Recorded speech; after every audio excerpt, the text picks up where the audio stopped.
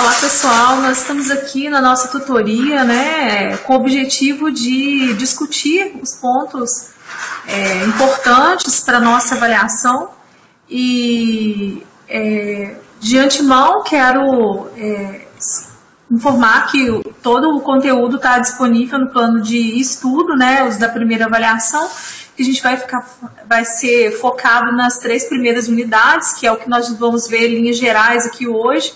Convido vocês a assistirem as videoaulas específicas de cada unidade de ensino e, caso tenham dúvidas, utilizem os fóruns, principalmente os fóruns para discussão. Então, assim, eu estou sentindo o pessoal um pouco ainda tímido em relação ao uso dos fóruns. Eu acho super importante isso para que a gente possa até ter uma métrica em relação ao desenvolvimento do conhecimento do conteúdo, das informações, tá? Então, eu acho que a discussão ela é sempre bem positiva. Então, a gente vai tratar aqui, então, está no plano de estudo, né, as 3 atividades, as 3 unidades que vão cair na avaliação, ser exigidas. A avaliação é composta por 15 questões. A gente tem 5 questões discursivas e 10 questões objetivas, sendo que na primeira etapa nós temos aí 2 questões de formação geral, uma discursiva e uma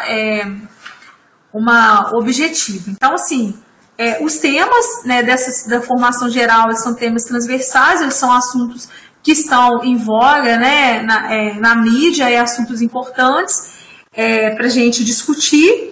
E assim, a dica que eu dou inicialmente, antes até de falar sobre a questão das avaliações, né, dos conteúdos, é sobre resolver as questões. A avaliação ela tem questões discursivas e o objetivo é fazer com que vocês indiquem as ações de intervenção ou sobre um determinado tema que eu estou propondo aqui para vocês, tá? Então, assim, é muito importante vocês realmente entenderem os comandos das questões, né? Então, assim, é importante você identificar a relação do conteúdo com títulos da avaliação, por exemplo, de textos aqui expostos, observar as fontes que foram utilizadas, né, de pesquisa, né, as fontes que foram utilizadas dos textos, né, motivadores das questões. Vocês não esquecerem de fazer a justificativa das questões, tá? Então, assim, é muito importante a gente, vocês observarem que as perguntas, elas giram em torno também, não de uma resposta única, sim ou não, mas um porquê. Então, é importante vocês levarem em consideração a justificativa das questões, né, redigir o texto, né, de forma legível e responder objetivamente. Observar qual é o comando da questão. Está perguntando sobre isso, responder exatamente sobre o assunto proposto, tá? Então, assim, sejam mais objetivos, não é essa a quantidade de informação, mas a qualidade das informações. Então, assim, não adianta você escrever muita coisa e se você está sendo altamente prolixo, né? Isso quer dizer, colocando informações que não são pertinentes aí, tá certo? Então, assim, observem muito bem a questão do comando das questões. O que é o comando?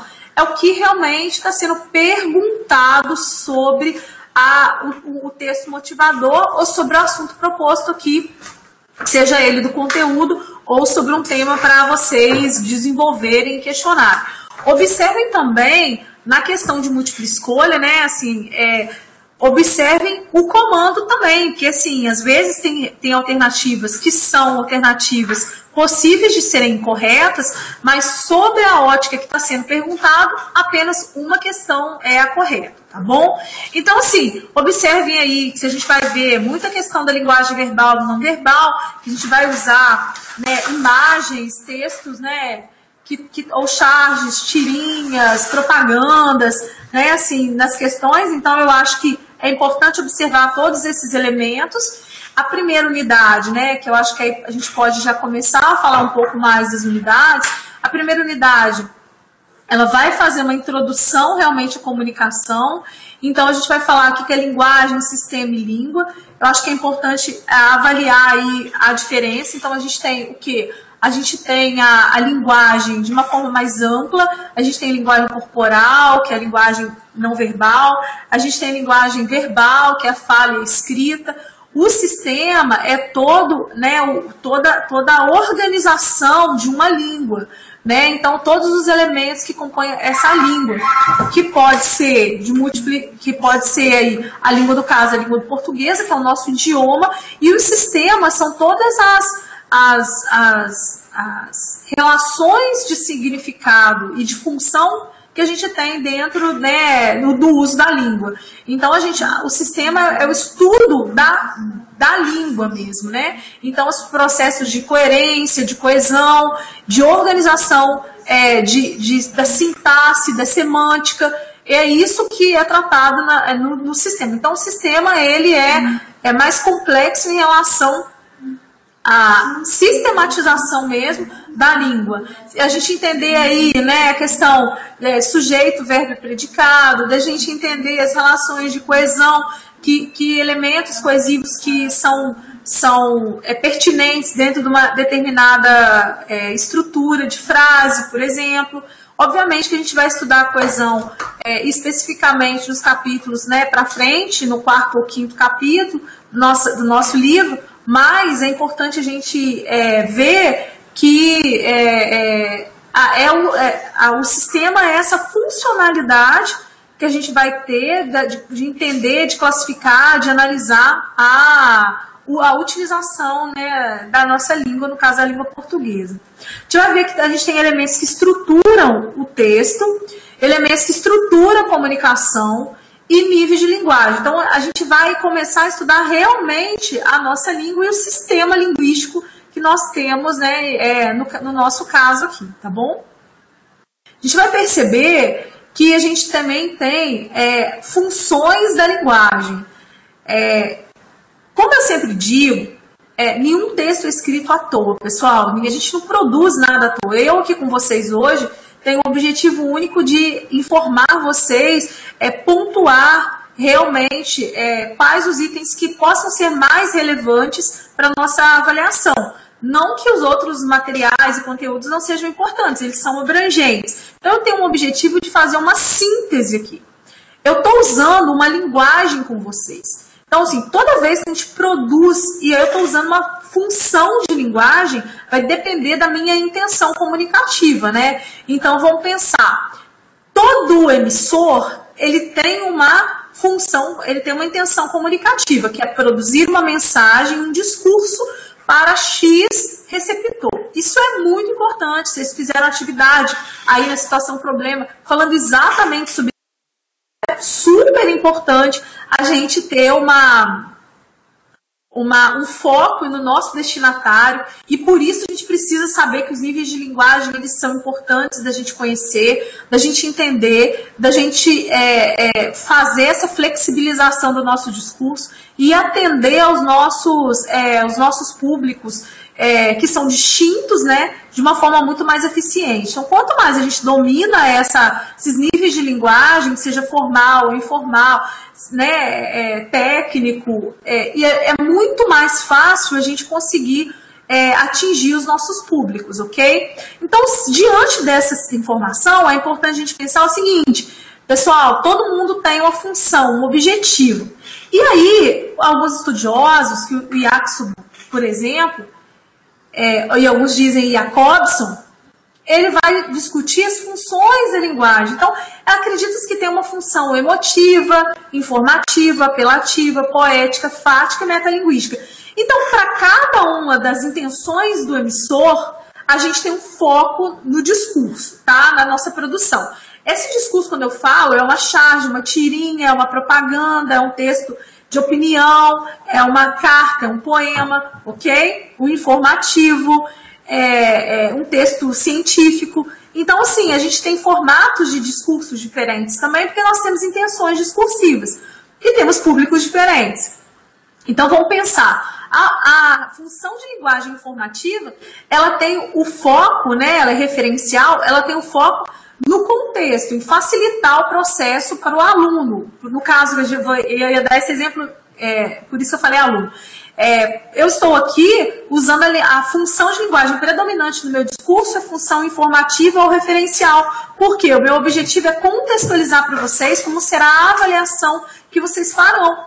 Então, eu tô focada no contexto, eu estou focada num discurso muito objetivo e informativo.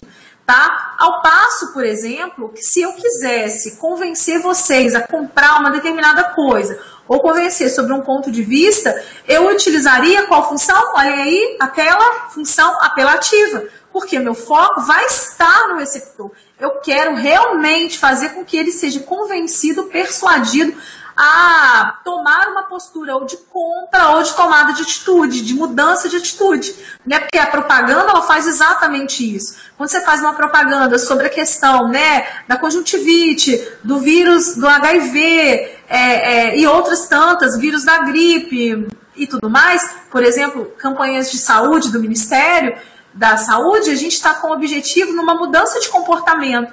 Ao passo que se eu faço um discurso publicitário para vender uma determinada coisa, eu estou focada em quê? Em fazer com que o meu receptor, que é o meu foco, ele adquira esse X produto ou X serviços, entende? Então, minha intenção está focada especialmente no meu receptor. Aí vocês podem pensar, mas Fernando, você não disse aí que todas o nosso foco sempre é no receptor? Sim, a gente nós queremos nos comunicar, mas há uma prevalência de funções de linguagem.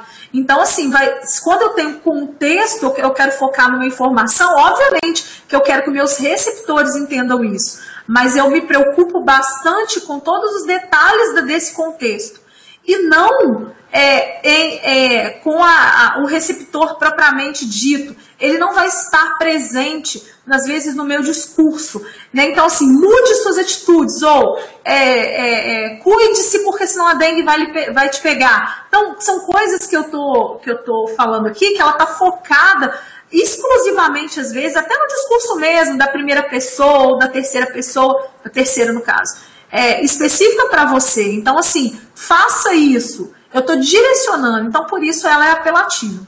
Eu tenho função poética, que é a função que ela está trabalhando a questão da mensagem. Então vocês podem perceber, né? Eu estava assistindo um documentário sobre a Cora Coralina, é muito lindo, gente. A Cora Coralina, né? Uma poetisa goiana, e ela usou muito da questão, né, do espaço rural, do convívio rural.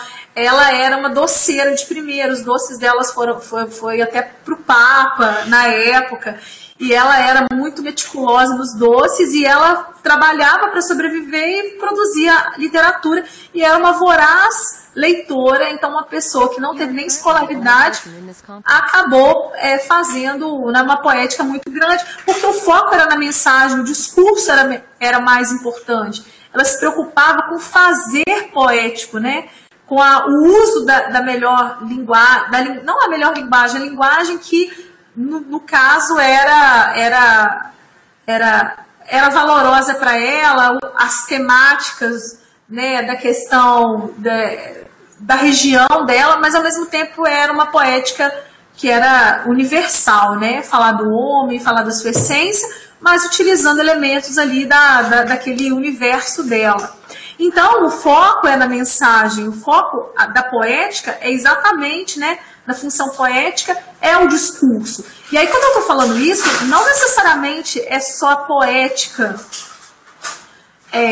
dos versos, né, da poesia, mas se a gente buscar também essa linguagem numa linguagem cinematográfica, né, do romance, trabalhar a poética do discurso num bom diálogo, às vezes narrativo, na teledramaturgia, por exemplo. Então, o discurso ele é focado na mensagem, né, nesse discurso, né, da mensagem.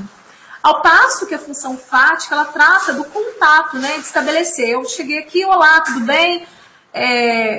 Bom dia, ou boa tarde, boa noite, para testar o canal. Então, todas as vezes que a gente faz esse primeiro contato, a gente tenta de entender se a gente está conseguindo se comunicar. Então, a função fática, ela tá avaliando se nós estamos nos comunicando, se a gente está realmente, se o canal de comunicação está apto a ser utilizado, tá? A metalinguagem, ela trata da questão, assim, do próprio discurso. Então, você tem um poema, você tem um poema, você usa o poema para falar como produz um poema, produção de um poema, né? O discurso de um poema. Na televisão, a mesma coisa. Você tem o programa Vídeo Show, você tem o programa, né, Reclame, que é sobre publicidade. Programas televisivos que falam sobre televisão, sobre publicidade, por exemplo, né? Assim, é um programa de música que fala sobre música. Você usar, é um metadiscurso, né? É uma metalinguagem. Você falar, você tem uma peça teatral que fale, na verdade, sobre essa coisa da encenação, do ato de encenar. Então, isso é um metadiscurso, é um código, né? E a função emotiva, ela está focada em quem? No emissor. Né? Então, eu estou falando do eu, que pode ser um eu poético, de um poema, pode ser de um documentário, pode ser, né, televisivo, pode ser de uma canção, né? Eu estou falando dos meus sentimentos, o foco é em mim. Eu estou dizendo o que me vai bem ou me vai mal. O que me motiva ou o que me desmotiva, o que me faz feliz ou o que não me faz feliz. Então, eu posso usar qualquer tipo de discurso, eu posso usar um romance, né, na primeira pessoa em que eu conto a minha história, pode ser um documentário, pode ser um curta, né? Então, assim, nas redes sociais, por exemplo, a gente faz, né, na nossa timeline, a gente faz exatamente discursos emotivos, porque é centrado às vezes no próprio eu, no que eu gosto, do que eu não gosto, né? Então a gente tem muito o objetivo comunicativo, como eu falei para vocês, está centrado no emissor, tá? Então a função da linguagem ela é muito importante exatamente por causa disso. E aí tá um esquema informando que a função emotiva está focada no locutor, a função fática está focada no canal de comunicação, que são os elementos que estruturam a comunicação, né, que a gente sabe, que elementos que estruturam a comunicação, o emissor, o receptor, o canal de comunicação, o código, que é a linguagem, um contexto, né, o nosso destinatário, a mensagem propriamente dita, tá? Então, a gente tem que entender que existe uma relação do uso da linguagem, não é uma coisa aleatória, todos nós usamos de uma forma muito, quer dizer, deveríamos usar e conscientemente. E nós aqui, que estamos na universidade, precisamos entender como devemos usar a linguagem, né? Principalmente a partir de agora, que seremos, né, também...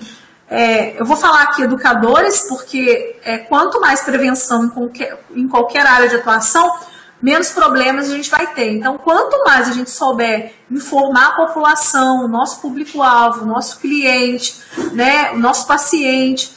Quanto mais, né, o usuário de um sistema, quanto mais a gente souber informar e saber usar essas variáveis aqui, a gente vai conseguir, com certeza, atingir mais nossos objetivos comunicativos e, consequentemente, evitaríamos alguns problemas aí. E é por isso que estudamos português na graduação com esse foco. Com foco de sermos comunicadores, né, de pessoas aptas a se desenvolver intelectualmente, porque precisamos da nossa linguagem, no caso da língua portuguesa, para desenvolver nossos trabalhos acadêmicos e, consequentemente, desenvolvermos nossas habilidades como profissionais para atuarmos no mercado de trabalho. Então, assim, é importante entender que a gente está estudando aqui, não é para classificar, para vocês aprenderem a classificação só, mas é exclusivamente para a gente atuar, né? Para a gente saber. Como eu te falei, existe a linguagem verbal e a não verbal, que a gente já viu também. A gente pode perceber que esse é um discurso em que há um discurso híbrido, isso quer dizer, há o uso da linguagem verbal e da não verbal, que a informação, tem um chargezinho aí do Cebolinha com a Mônica. Então, vocês vão ver que o discurso aí, né, há uma inversão de papéis, né, na história, mas por que você não quer mais brincar de casinha comigo, Cebolinha? Aí aparece a cena inteira e o Cebolinha tá em que papel? Num papel daquele que faz tudo de casa, e a Mônica é aquela que sai para trabalhar, né? A Mônica é emancipada sempre. E aí, o que acontece? É muito interessante, eu poderia fazer uma questão, por exemplo, não sobre linguagem verbal e não verbal, mas sobre a questão dos papéis e como é que, os papéis sociais, como é que isso hoje está sendo desenvolvido, por exemplo, o papel da mulher, o papel, né, do homem, o papel do casal. Eu poderia tratar de outras temáticas aqui, né, em relação a essa charge. Mas, em especial, a gente está falando que existe o discurso linguagem verbal e não verbal. Nesse caso, a gente é uma outra também, que eu adoro, Maurício de Souza, ele é bem interessante. E aí ele está mostrando a mesma coisa com 2 personagens dele, e a linguagem é totalmente não verbal, né? A gente está vendo, mesmo a gente usando só as imagens, a expressão facial. Se a gente, aí é que tá, pessoal. Se a gente entende o contexto, nós entendemos quem é essa personagem. Quem não conhece é a Magali. A Magali é a personagem que é devoradora de comida, é uma glutona mesmo. E aí, assim, enquanto o nosso amigo está fazendo malabares ali com as frutas, não há apenas os caroços sendo levantados na brincadeira pela Magali, mostrando aí. Mas quem não sabe, não contextualiza e não entende quem é a Magali e as características, não vai conseguir compreender e entender a brincadeira que o Maurício de Souza está fazendo. Então é por isso que a gente precisa entender também de elementos extratextuais e intratextuais. Elementos extratextuais estão relacionados com contextualização, com grau de informatividade. A gente precisa saber aí quem são esses personagens para a gente conseguir entender, né, como é que eles funcionam, né, e como é que, qual é o objetivo da mensagem ali, né.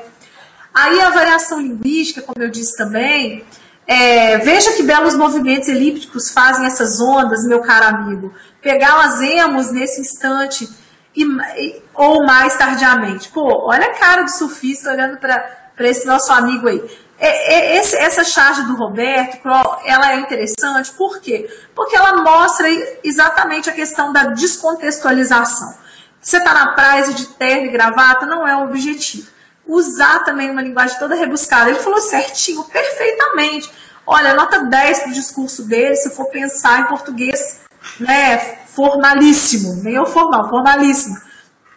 Então, uma mesóclise tem ali, né, gente? Mas vamos pensar, meus caros. O contexto não é pertinente, né? Então essa linguagem é uma coisa pedante, é muito importante a gente aí aprender a adequar bastante bem a nossa linguagem às situações comunicativas e mostrar que nesse momento não é contextual o uso dessa linguagem e a comunicação ela precisa se estabelecer exatamente em pé de igualdade. Obviamente que, quando eu falo pé de igualdade, eu não estou dizendo que a gente tem que, porque alguém não tem o mesmo grau de instrução que a gente deve, assim, esquecer que a gente tem esse grau de instrução e não evoluir ou não utilizá-lo, não é nada disso. E também não poder auxiliar quem não tem um grau de instrução ou um vocabulário mais variado a ter. O que eu estou dizendo é que é importante saber utilizar até para poder introduzir para aqueles que não têm um grau, às vezes, de conhecimento linguístico mais amplo, de vários níveis de linguagem, a gente começar a introduzir algumas palavras e expressões para que essas pessoas possam aprender. A aquisição de linguagem é assim, né? Se você pegar uma criança e nós adultos, né, a gente tem graus e níveis de aquisição de linguagem e é pelo contato. Quanto mais a gente tem contato com um grau de linguagem, nível de linguagem diferenciado, a gente vai tendo isso. Então, a gente pode sim ter e teremos acesso a vários níveis, tanto do mais formal para o informal. O que a gente tem que entender e colocar muito claro que a linguística trata é exatamente o quê? Saber se comunicar e atingir a esses níveis de linguagem, tá? A mesma coisa, professora, eu e os brod, tudo, tipo assim, não estão achando maneiras, as rapidinhas do desvio português, né? As paradinhas, desculpem. Olha a cara da professora. Então, assim, obviamente que ela entendeu, né? Mas ela precisa trazer ele para o universo do contexto da sala de aula. Ela não pode achar, beleza, essa linguagem dele, estou respeitando. Mas espera aí. Estou respeitando, mas nesse universo ali, ela precisa mostrar, olha, meu amigo, nós vamos tem que aprender a fazer isso para situações. O problema é que, às vezes, isso não é despertado na gente. Né? O problema é que a gente não é instruído para isso. E eu acho que há toda uma... Por isso que a gente está estudando português aqui ainda na faculdade. Porque eu acho que há toda uma mudança de paradigma também e da gente ter contextualização, né? Acho que é importante pensar sobre isso. E aí é um exemplo que eu dou para vocês de um super técnico, né? A terapia teve um efeito idiosincrático com um prognóstico favorável no caso de pronta expressão. Poxa, você fala isso para um paciente, ele não entende nada. Agora você fala para um colega de profissão seu, beleza, entendeu absolutamente tudo. Não é verdade? Então, assim, é só ter alguma coisa errada nos exemplos que eu dei? Não.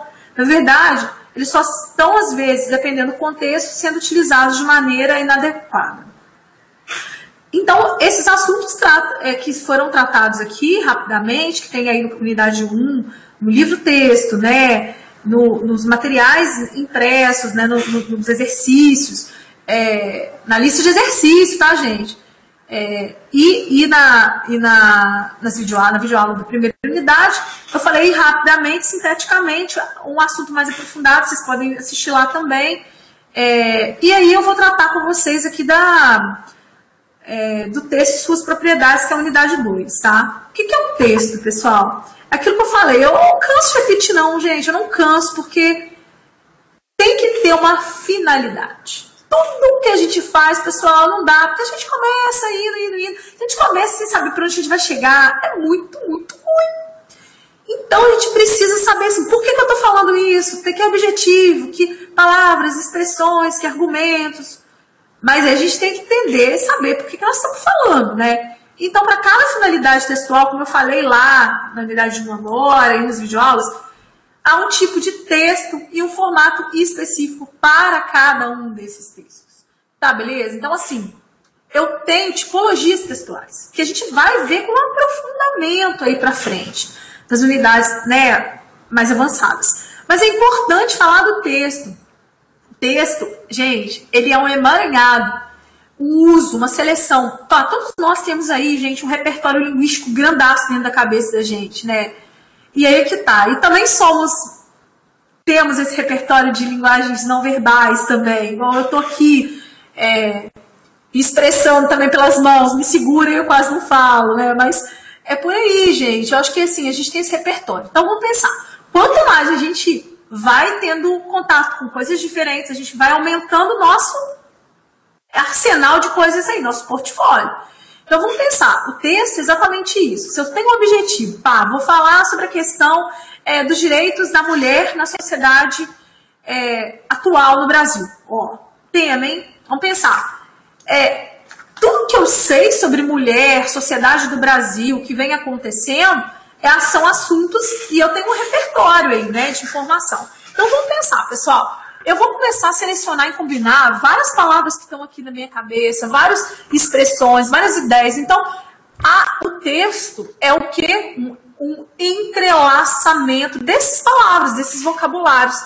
E quanto mais a gente vai tendo um monte de repertório, a gente vai dando mais complexidade ao discurso. Então, quando a gente é criança, a gente faz frases muito pequenas. E a gente não consegue, às vezes, usar os conectivos, emendar o discurso, porque a gente ainda não tem essa percepção do todo. A gente está aprendendo palavras isoladas. Às vezes, a gente tem crianças, né? Eu tenho um filho pequeno. Ele tem, assim, um problema que algumas letrinhas ele ainda, né, não está dando conta de falar. Mas a gente vai evoluindo, né? Vai melhorando, porque é o uso da linguagem falada e escrita. É assim. Né? Então, o que acontece? É muito importante a gente fazer o uso da linguagem, não ter medo. Né? E aí a gente vai selecionando e combinando. Mas se a gente não tem um paradeiro, um rumo, não dá para escrever. Tá? Então, são elementos que eu estou falando, é importante pensar. Então, vamos recordar os principais tipos de textos e suas características. Tipologia, hein? A gente tem a narração, a descrição e a dissertação. Pessoal, o que é narrar? Narrar é contar a história. Se eu chegasse aqui agora e parasse nesse momento a nossa aula e começasse a contar a história do meu filho, estava fazendo um texto narrativo. começa a narrar, contar a história, até porque eu poderia usar a história dele para contextualizar a questão de aquisição de linguagem. Beleza? Então, eu vou contar, na semana passada ele falava desse jeito, mas eu fiz isso, aí já evoluiu, já está falando isso. O que eu estou fazendo? Eu estou falando de fatos, acontecimentos, eu estou narrando uma história. Mas eu poderia também assistir uma série, assisto uma série, cada um assiste a que quiser, mas aí assisto a série. Eu também lá tenho o que? Um núcleo, personagens, na verdade. Eu também acompanho aí o Instagram de umas pessoas. E aí eles também têm as histórias deles. Então, o que eu estou falando? A narrativa, ela pode ter o que a gente quiser.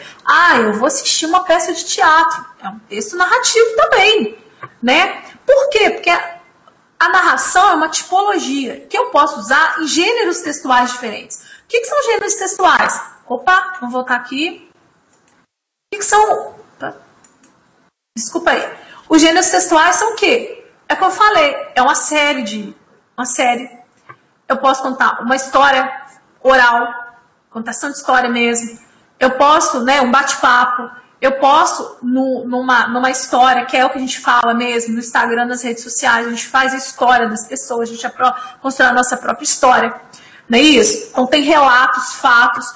E aí que tá. Então tenho tipologias, narração, descrição e dissertação, e eu tenho gêneros textuais diferentes. Né? E aí eu posso usar, como eu falei aqui, na oralidade, no texto de televisão ou de internet, nas redes sociais. Eu estou fazendo o quê? Eu estou contando uma história. Pode ter conflito ou não pode ter conflito, muitas têm. Que tem sempre um narrador, que pode ser eu, pode ser outras pessoas contando sobre mim ou sobre alguém, como eu estava contando sobre uma história do meu filho.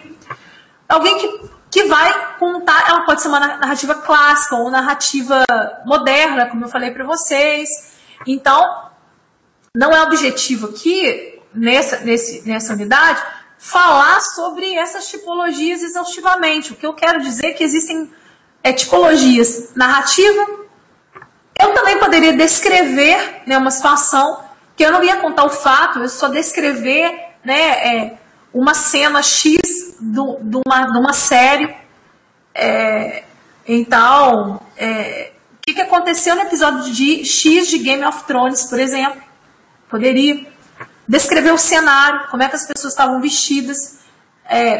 Ou eu posso, nas redes sociais, os sites de fofoca, ou políticos, ou o gênero que for, tá, gente?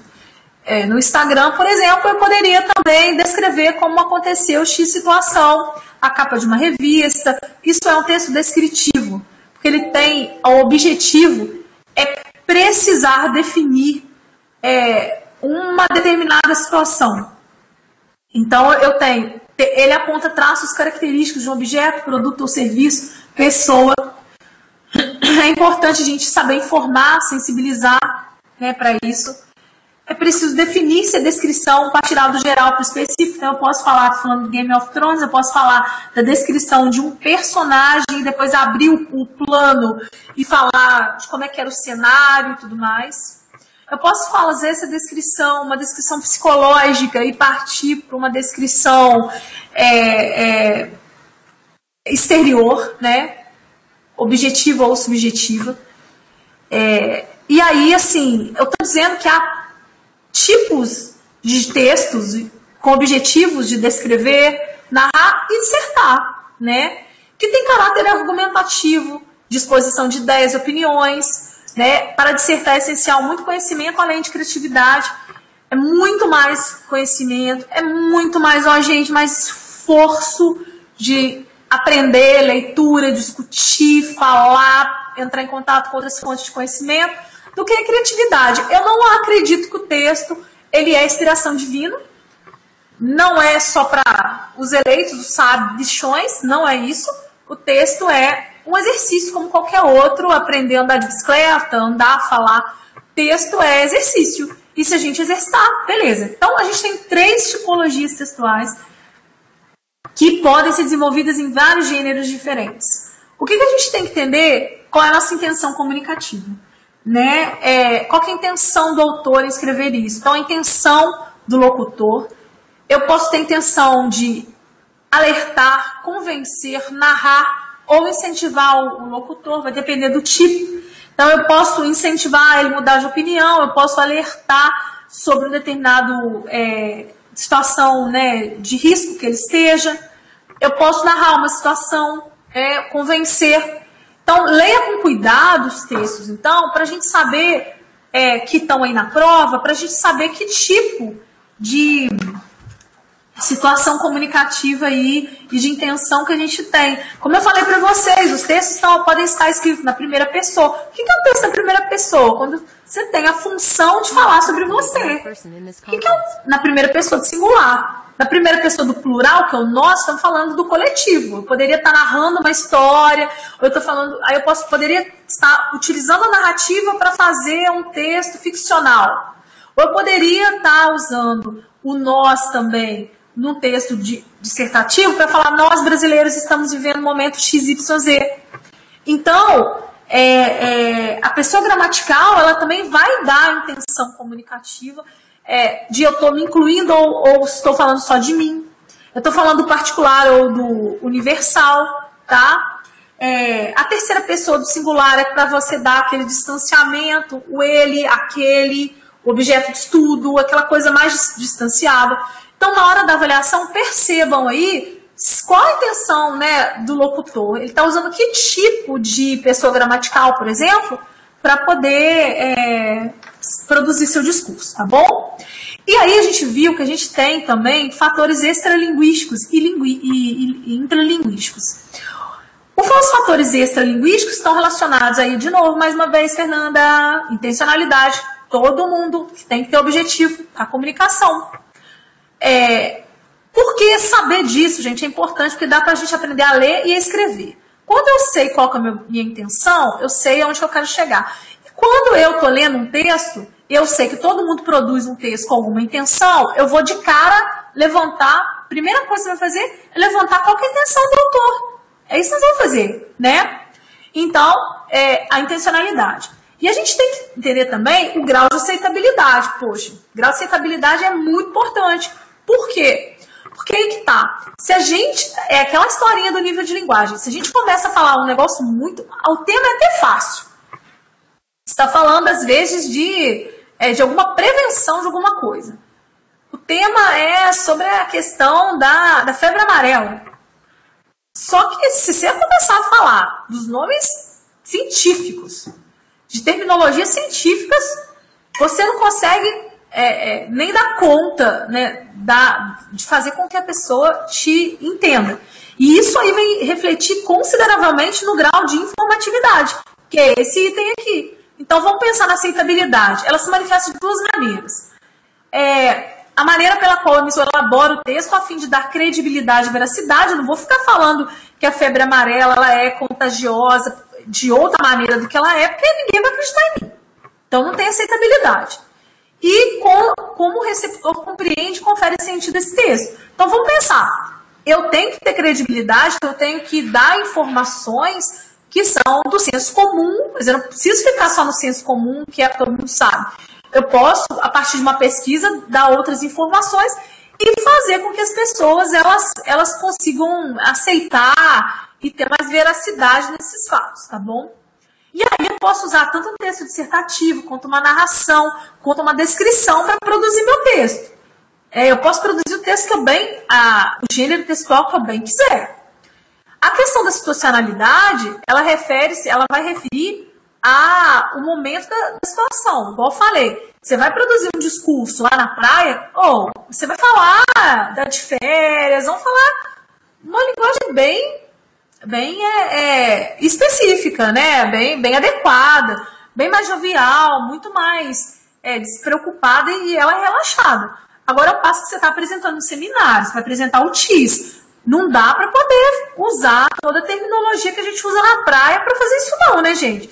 E a gente tem, então, que está relacionado. Então, vocês estão vendo que os fatores extralinguísticos, eles estão intimamente relacionados. Eu tenho a intencionalidade com a situacionalidade. Eu tenho a aceitabilidade junto com a informatividade. E aí, vamos pensar. Se eu dou um grau de informação lá em cima de informação, que é o tema, ainda usa uma linguagem super desadequada, ou para cima ou para baixo, gente, eu vou ter níveis de grau de formatividade. O grau de formatividade baixo é quando você tem um público-alvo. Tá, você está fazendo uma palestra ou você está você tá falando um seminário lá na sua sala de aula.